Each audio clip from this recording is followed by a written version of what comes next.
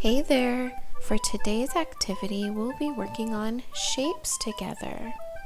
Let's try rhombuses.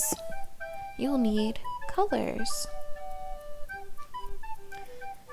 Now we're going to trace the rhombuses.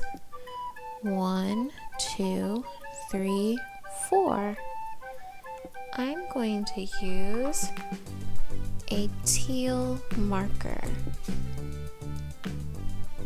1, 2, 3, 4. 1, 2, 3, 4. 1, 2, 3, 4. All done.